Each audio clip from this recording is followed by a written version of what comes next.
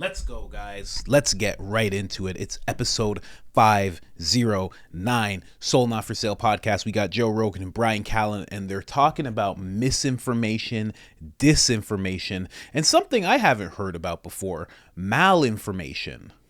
Have you heard of malinformation? I've not heard of that. But by the description Joe Rogan gives that he gets off the internet, it sounds like malinformation is information that could hurt the narrative that's being put forth by the government. That's what it sounds like to me. You let me know what you think. He's going to say the description while we're in this clip. And then we're going to hear Coach Colin. He's going to try and make a point. He kind of makes it, kind of doesn't. Sometimes when you're listening to a podcast with Coach Colin, super intelligent guy. Can't deny it. Super funny guy. But sometimes he likes to play devil's advocate when it's not needed, you know, where even the devil's looking at him like, don't speak for me, please. He's kind of doing that. It's very true. We're going to play that right now. Let's get into it. First, I got to bring you to the store. This is IamCoachColin.com. Everything that you need in terms of an anti-establishment clothing brand is here on IamCoachColin.com, and this is my personal favorite, Public Enemy number one. A lot of people are asking me, who is the Public Enemy number one? Who is that on the shirt? Well, if you don't know, you're living in a very nice world, because when you find out who this guy is, you're just like, oh, there's evil people that exist. I didn't realize. This is the cricket connoisseur himself, the man who wants us to own nothing and still be happy. Nice that he wants us to be happy. You can get that on IamCoachColin.com. And we have the certified pure blood t-shirt for those of you that survived the psychological experiment that was thrusted upon us all and came out of it unjabbed and proud. Get your certificate of achievement with this shirt right here. And also another favorite of mine, the Great Resist, because something called the Great Reset, and those of you who don't know who that man is on that shirt that I showed you, check the Great Reset. Google that. Google the Great Reset, and you'll soon find out who he is. Do not join the Great Reset. Join the Great Resist instead. It's much better here. We don't have to eat crickets. We can go as far from our houses as we want, unrestricted by electric cars that can be shut down by the government. And it sounds crazy until you look into it. Just look into it. All those shirts can be found on IamCoachColin.com. We have t-shirts for men and women, tank tops for men and women, and hoodies. Boom. Like this one right here. And if you want 10% off, no problem. I'll give it to you right now. All you got to do is put in I am Coach Colin into the description, into the discount code area, and that'll get you 10% off. Big purchases, small purchases, anything. And if you've done that already on our site, thank you so much. Thank you. You are much appreciated. Now let's get into this clip. Things naturally, we have an inclination towards competition, and we think about things not just for the greater good of the country, but when you're locked into a party war, you know, it's the Democratic Party versus the Republican Party. This is a sports game, and whatever dirty tricks you can use by deflating balls or fucking spiking people's Kool-Aid, whatever the fuck you can do to get people to lose or to win, there's going to be certain elements of your party that are willing to do that. There's going to be. The problem is when it becomes the intelligence agencies. The problem is when when they're colluding, like they're working in conjunction, and then also they're contacting social media companies. I think that some of it is the stuff you've talked about, which is this is new territory. Mm-hmm. It's really hard to deal with the amount of misinformation and malinformation and disinformation. You don't know where it's coming from. How much of it's coming from us? Well, do you think there's any American misinformation troll farms? Yes. Do you think the government funds them? Yes. Jesus. I mean, it would make sense. I don't think it's done with like. See, I don't think conspiracy is like. I think that there are programs and ideas that might be. You know, you might set up a propaganda ministry quietly to combat something else. Yeah. We did that with ISIS. They were very good with their recruiting and stuff like that. Yeah. So we said, let's figure out a way to to deal with that. Yeah, But that would it's, be it's best a, case scenario. Yeah, They but do it to combat this ISIS. is new for people. This is new. You've got to, there's all this blowback. You come up with a plan. This is hard stuff. There's no group of people who are so smart and they're planning all this shit. Good luck. Too many moving parts in life. No, I don't think that. But I do think that the people who are in control, whether it be the government, which can contact Facebook, or whether it be the intelligence communities that say that the Hunter Biden laptop is bullshit when they know it's not. When you have situations where people have that kind of power and control over people, and it's through this digital realm that didn't exist before. So all the rules that you would apply to the First Amendment outside of that, they get, everything gets real slippery. Like, this is a private corporation, and we can this is malinformation and misinformation. Malinformation is the craziest one, which is true information that may be detrimental or something. Oh, is that like what it is? Yeah. What is the actual definition of malinformation? But it's things that may be true. Like, they can deem something that is true malinformation. So you can have misinformation that's not true. Well, let me ask you a question. Here it is. Malinformation is truth used to inflict harm on a person, organization, or country. So phishing and catfishing, well, that's, but also just that term, truth that could be used to inflict harm. Yeah. Well, malinformation means that's bad. But how open to interpretation is that? I don't know. Doxing, swatting, and revenge porn. Oof. But how like open-ended is that? Like, what if you expose something in the federal government? Like, say, what if you're Julian Assange and you expose that collateral murder video, or you release those documents, the WikiLeaks documents? Well, let me ask you something. I mean, maybe you and I and everybody else are being paranoid. So in other words, here's my question. Well, maybe it's not even a question, but you and I and a lot of us complain about these things. We worry about the fact that there's a lot of disinformation, that the government's controlling this, and that big tech is this, that, and the other thing. But sometimes I wonder if I'm just being paranoid, and sometimes I wonder if I'm in an echo chamber, and sometimes I wonder that because look, man, I'm on the Joe Rogan Experience. I don't know how many people listen to this. I can say whatever the fuck I want, and people listen. And that could be British welders. That could be. I was in Israel, and an Ethiopian guy said to me as he's helping me with my bag in the airport in Israel, he goes, "Do you come from Joe Rogan?" And I was like, "I do come from him. I come from his rib." I'm glad you asked. Yes, I come from his fucking rib. That's in. And I can on YouTube. I can confirm my bias all day long. I can find politicians and thinkers who believe everything I believe in. And so sometimes I wonder, man, and look, as far as Hunter Biden, they tried to get away with a lot of stuff with that laptop. They tried to do all kinds of stuff. And all we're talking about now is all the shit on that laptop. Mm-hmm. And it's all been exposed.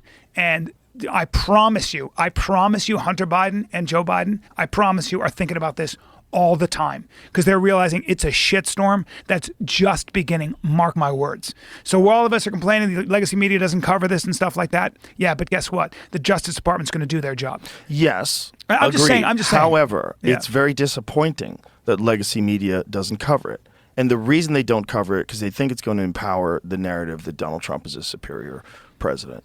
If their narrative was always that Donald Trump is corrupt, then all of a sudden there's real clear evidence that Hunter Biden and Joe Biden got how many millions of dollars? Yeah. Like 11 million. I love how he knows it's 11 million, but then also said what he just said. That's amazing. But that's Brian Callen. That's how he does things. Super intelligent guy, by the way. I won't stray from that. Very smart. But I have no idea. You know what I call that? You know what I'm going to call that from now on? When someone does something like that on JRE, they had a gaffigan. That's what they did. They had a little gaffigan. That's what happened to Brian Callen just now. He just went through a little gaffigan. He was kind of saying something, but he wasn't really sure. It's very funny. Because to say, sometimes I feel like I'm in an echo chamber, and then compare it to the Hunter Biden laptop, So at times, even comparing it to that, you may have felt like you were in an echo chamber when you were hearing people talk about the laptop and what's going on with that and all the things on it and all the things it's going to expose when it comes out. You could have sat there and been like, oh, I'm just in an echo chamber. But then it came out to be true. It's like, I get it. I get what he's saying. Sometimes you can have your bias confirmed. But if one of those things was your bias, then you weren't biased and you weren't in an echo chamber. You were just talking with a bunch of people who knew about the Hunter Biden laptop. And the list of those things goes on and on. You know, you could do that same thing with, you know, Facebook, Twitter, and are they working with agencies? It's like, yeah, you can be around a bunch of people who are confirming your bias. But then Matt Taibbi and Elon Musk and Michael Schellenberger do this whole story called the Twitter Files. And then all of a sudden it's like, oh, that's true. That's a true thing. You know, like, I don't know. I don't know why certain things he brings up. Again, he's just trying to play devil's advocate just for the sake of it. But it's not a paranoia. And I don't want to say I hate it, but I don't like when people are on his show and they try to go with that narrative because they know, I feel like people who say stuff like that, they know that they're being heard by millions of people. And they're trying to kind of pull people onto this side of thinking, you know? But there's too many things, especially when we're talking about misinformation, malinformation, disinformation, and we're talking about the mainstream media. A part of the way the Justice Department is going to do its job is by the mainstream media, by journalists, not even mainstream, just journalists in general, finding things out, covering stories, bringing attention to it, alerting the public gets alerted, the public then wants to know what's going on, the public demands to know what's going on, and then the Justice Department steps in and starts doing their job. If the mainstream media has this narrative of trying to shield the public from knowing true, real facts, then the people never get alerted, the people never demand, and the Justice Department never kicks in. That's the problem with the mainstream media doing what they do when it comes to the laptop, when it comes to the list goes on and on and on. It's a never-ending list of things that they've been trying to hide and spin and contort and push aside and distract us from. It just doesn't stop. So interesting that he went into that. But what do you think about, let's move aside from Colin because he's just talking nonsense. But what do you think about malinformation? What is that? Right? Because it is things that could be true. Joe brought up a great comparison. You're Julian Assange. That was malinformation. So should you be put under prosecution for malinformation? You're just saying things that are true. Again, like I said at the beginning of this video, it sounds like they just came up with a term to possibly prosecute people with that go against the narrative that they're bringing forward. So again, going back to the Hunter Biden case, that could have easily been confirmed as malinformation. You're talking about it, it's true, but it hurts the current administration. It shakes the confidence that the public could have in the current administration. But it's true.